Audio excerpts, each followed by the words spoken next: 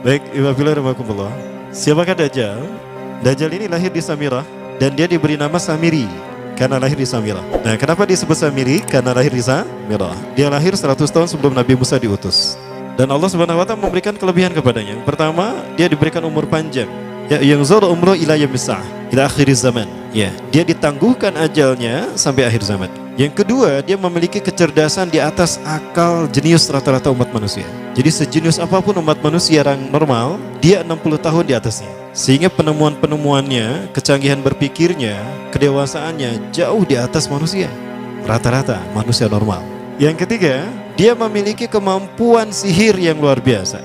Apapun sihir yang selama ini kita saksikan, tidak ada yang mampu mengalahkan sihir dia. Sehingga saking luar biasa sihir yang dia miliki, seolah-olah orang mengenalnya selevel dengan Tuhan. Karena apapun yang semestinya menjadi perbuatan Tuhan, Dajjal bisa melakukannya. Nah, ini saking hebatnya sihir Dajjal. Nah, nasab kelahirannya adalah nasab yang aneh para Allah. Dia lahir dari termasuk Bani Israel. Bani Israel ini keturunan Nabi Yakub. Yakub itu gelarnya Israel. Keturunannya disebut Bani Israel. Dari Yehuda. Yehuda ini adalah anak laki-laki dari istri pertama Nabi Yakub alaihissalam. Nabi Yakub istrinya 4. Yang pertama bernama Ya'la. Dari Ya'la ini melahirkan 6 orang. Salah satunya bernama Yehuda dan Lewi. Lewi melahirkan Nabi Musa alaihissalam. Yehuda melahirkan bangsa yang kita kenal Yahudi. Salah satunya Yehuda ini melahirkan generasi yang pada akhirnya melahirkan Samiri. Ya, kalau Rahil istri yang kedua, dan ini istri yang paling dicintai oleh Nabi Yakub, melahirkan 2 anak, Bunyamin dan Nabi Yusuf. Nabi Yusuf dan Bunyamin. Yang lainnya juga sama melahirkan 2 anak. Kahit dari Ya'la melahirkan 2 anak, Dam dan Naftali. Ya. Anak tertua dari Nabi Yakub dari istri pertama bernama Raubin. Nah, dari Yehuda inilah lahir Samiri. Nah, ayah dan ibunya, kakek dan nenek Samiri ini adalah para penyembah berhala. Karena Samirah saat itu terkenal penyembah berhala. Ayahnya ini lahir dari proses perzinahan adik dan kakak, incest. Adik dan kakak berzina, lahir ayahnya. Adik dan kakak berzina, lahir ibunya. Jadi ayah dan ibunya ini lahir dari proses yang haram. Dan ketika ibunya menstruasi, disetubuhi sama ayahnya. Jadi itu peluangnya dari 2000 persetubuhan dalam keadaan menstruasi, 1 bisa jadi. Karena menurut penelitian medis juga bahwa darah kotor tidak menghalangi terjadinya fertilisasi, tidak menghalangi terjadinya reproduksi manusia. Jadi tetap pembuahan ovum oleh sperma bisa terjadi walaupun ada dalam medium darah kotor, menstruasi. Nah, ketika itulah hamil dan lahirlah Samiri. Rasulullah SAW menyebutkan dalam Musnad Imam Ahmad, ayah dan ibu Dajjal ini melewati perkawinannya selama 30 tahun tanpa melahirkan seorang anak pun. Dan di tahun ke-30 pernikahannya melahirkan Dajjal, melahirkan Samiri. Kelahirannya ini akan menjadi petaka bagi kedua orang tuanya. Dia adalah orang yang paling sedikit manfaatnya dan paling banyak keburukannya bagi manusia, terutama bagi kedua orang tuanya. Bahkan ketika dia lahir, alam semesta menolak kelahirannya. Dordar gelap, hujan badai, petir, itu terjadi di malam di mana Samiri dilahirkan. Seolah-olah alam menolak kehadirannya. Nah, sejak lahir sampai usia 5 tahun dia tidak netek sama ibunya. Kebayang, 5 tahun air susu ASI tidak ditetekkan. Itu yang menyebabkan terjadinya kanker payudara. Maka ibunya pun meninggal gara-gara kanker payudara ini.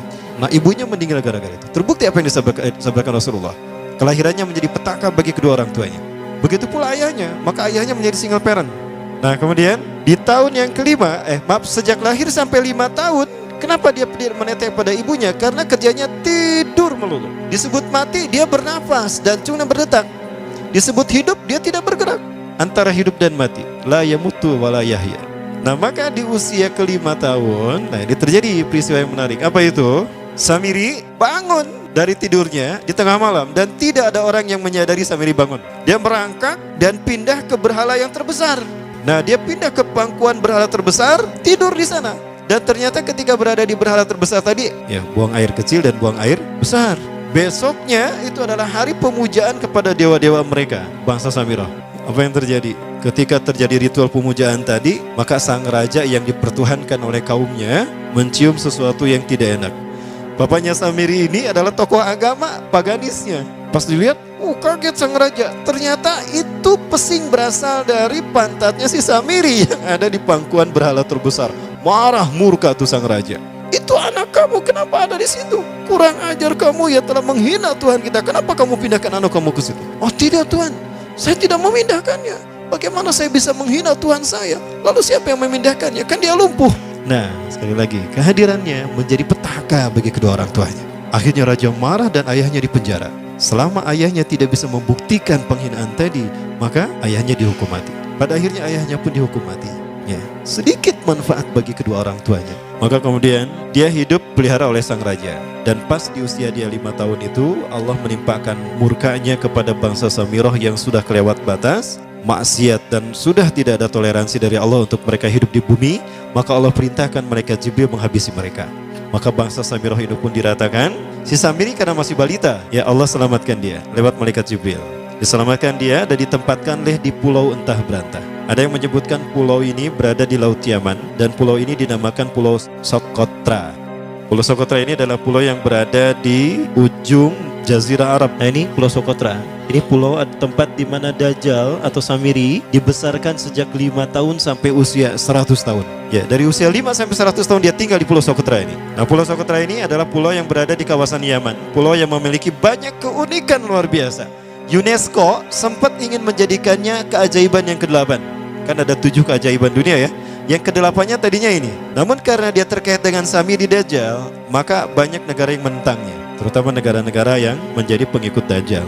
Maka pada akhirnya pulau ini dirahasiakan. Nah, sebetulnya pulau ini unik kalau kita ingin berekreasi ke sana. Namun karena posisi yang terpencil, jarang orang mengikutinya. Para wisatawan jarang mengunjunginya. Padahal sesuatu unik, termasuk binatang dan penghuninya tuh unik-unik.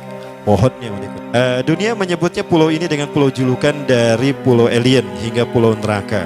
Ada juga yang menyebutkan The Jekyll Island. Pulau Jekyll Island itu bahasa barat, kalau bahasa kitanya Pulau Dajjal. Ya, sama dengan Pulau Sedir ya. Itu juga The Jekyll Island. Nah, Pulau Socotra kaya dengan flora dan fauna yang unik hingga saat ini belum ditemukan di tempat lain. Jadi tidak ada flora dan fauna yang ada di pulau ini yang ada di pulau lain di seluruh dunia. Hanya ada di pulau ini.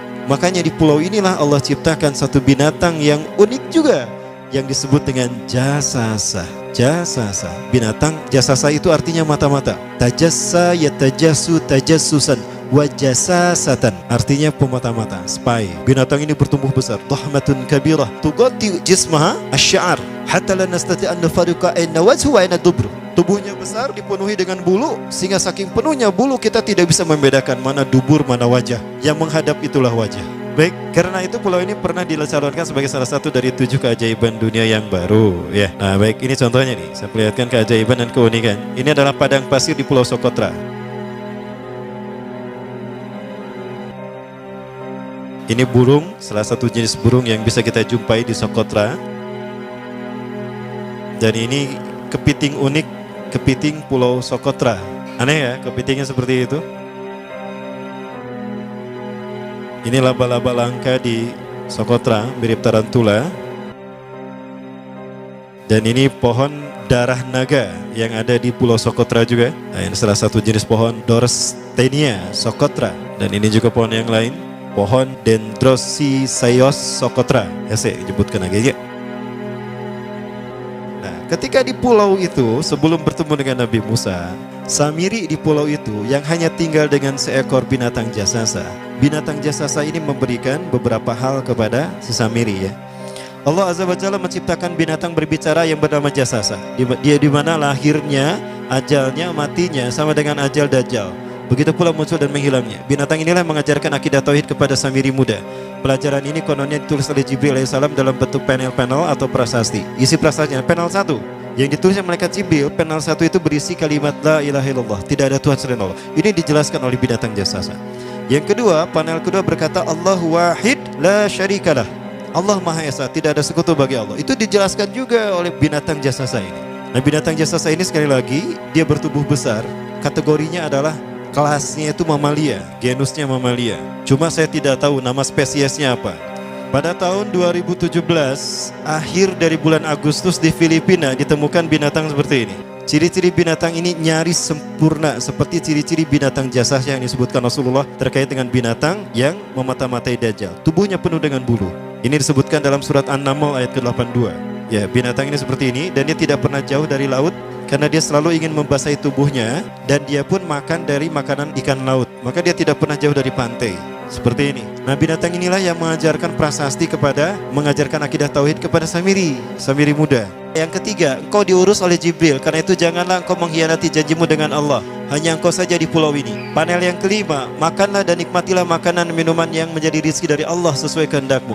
Tidurlah sesukamu, tapi sembahlah Allah dalam berbagai keadaanmu dengan tasbih keesaan Allah kepadanya, yaitu dengan melaksanakan solat yang diwajibkan kepadamu. Allah lah sang raja, Allah yang Maha Esa. Dia tidak berayah dan tidak pula mempunyai anak. Allah Tuhan Tuhan yang maha besar dan maha agung. Dialah yang maha raja. Ada 7 panel. Panel yang ke-7 bercerita tentang Nabi Muhammad. Panel yang ke-6 itu bercerita tentang nabi-nabi, dan khusus panel yang ke-7 cerita tentang Nabi Muhammad. Jadi Dajjal sudah tahu, Samiri sudah tahu bahwa akan diutus Nabi Muhammad di akhir zaman. Dan itu nabi yang terbaik, makanya dia iri. Nah, selesai panel ini disampaikan, maka binatang sejasasa berkata, wahai Samiri, saksikanlah aku telah menunaikan, innani qad fa'altu ma umirtu min rabbi. Demi Allah, saksikan aku sudah menunaikan apa yang diperintahkan padaku, kata binatang jasasa. Maka sekarang adalah perintah terakhir, yaitu pertanyaan dariku untukmu. Hal tu'minu billah, apakah kau beriman pada Allah? Wa bima unzila ilaih, dan dari apa yang diturunkan kepada nabi-nabinya, kepada Jibril maksudnya. Famadal jawab ya Samiri, apa jawabanmu hai Samiri? Samiri tidak menjawabnya. Lama ditunggu-tunggu, Samiri tidak menjawabnya, sehingga binatang ini pun pergi dengan menjerit dengan jeritan yang membuat Samiri ini pekak telinganya. 2 kali lagi datang lagi kembali kepada Samiri dan berkata binatang jasasa, ya Samiri, famadal jawab? Hal tu'minu billah, in tu'minu billah fatakunu mu'minan ajaba imanika ila yaumil qiyamah. Jika kau beriman kepada Allah, maka sungguh kau akan menjadi mukmin yang menakjubkan imannya. Inna ajalaka ukhirat ila akhir zaman. Sesungguhnya ajalmu ditangguhkan sampai akhir zaman. Jika kau beriman pada Allah, engkau akan menjadi mukmin yang menakjubkan. Fa in lam tu'min billah, tapi jika engkau tidak beriman kepada Allah, wa bima unzila ilaih, dan apapun yang diturunkan pada Jibril, innaka minal mal'unina ila yaumil qiyamah, dan kau terkutuk sampai hari kiamat nanti. Tidak juga dijawab. Pergi lagi binatang jasasa tadi sambil memekikkan suara yang pekikan yang keras. Yang ketiga kali yang terakhir dia bertanya kembali. Dan apa jawaban Samiri? Hei jasasa binatang buruk rupa, lihat di pulau ini tidak ada siapapun kecuali engkau dan aku. Dan yakinilah kalau panel ini bukan tentang Allah yang di langit sana, tapi yang disebut Allah itu saya. Hei jasasa, akulah Allah itu. Oh, dia menjerit dengan jeritan yang makin keras, sampai si Samiri pun menutup kedua telinganya. Sejak saat itulah binatang itu pergi dan berkata, innaka dajjal, innaka dajjal, innaka dajjal. Engkau adalah pendusta, engkau adalah pendusta, pendusta sampai hilang suaranya. Di saat itulah Samiri mendapatkan gelar Dajjal. Jadi siapa nama asli Dajjal? Samiri. Dajjal artinya al-kazab, pendusta, bukan singkatan kadek. Baik, nah sejak saat itulah Samiri keluar dari pulau itu dan dia sudah menyandang gelar Dajjal, pendusta, karena dia mengaku Tuhan. Baik, Iwabillah, jangan salah, Dajjal kecerdasan yang mampu melakukan cloning dan mampu melakukan berbagai macam riset dan eksperimen. Hatta eksperimen yang mengilhami film Hook itu Dajjal bisa melakukan. Bahkan ketika orang membayangkan kendaraan tercanggih itu pesawat terbang, Dajjal sudah mampu membuat piring terbang dengan kecerdasannya. Ya. Rasulullah menyebutkan kendaraan Dajjal itu dia bisa terbang, kata Rasulullah. Dan kecepatan terbangnya 5 km per sekon. 1 detik 5 km. Hanya dengan berkedip-kedip dia berkeliling dunia. Ya. Kecepatan ini diambil dari hadis Rasulullah. Berapa kecepatannya Rasulullah ketika dia terbang di muka bumi? Ya, kendaraan yang dia gunakan itu kecepatan terbangnya seperti awan yang ditiup angin, kata Rasulullah. Dan awan rata-rata ditiup angin itu 5 km per sekon. Dan jarak dari satu telinga ke telinganya, artinya setengah diameter atau diameter kepalanya, keledai yang dia gunakan, Rasul menyebutnya keledai, itu arba'una zira, 40 hasta, 27 meter. Diameternya itu 27 meter. Keledai macam apa yang jarak dari satu telinga ke telinganya 27 meter? Kalau bukan piring terbang. Ini bisa 24 meter kan? 27 meter, bisa tidak? Bisa, dan kecepatannya pun sama. Dan pernah meninggalkan jejak Cop Circle di Yogyakarta. Nah, Cop Circle itu adalah jejak UFO yang menjadi isyarat instruksi bagi para pelaku konspirasi dunia. Siapa? Para kalangan Illuminati.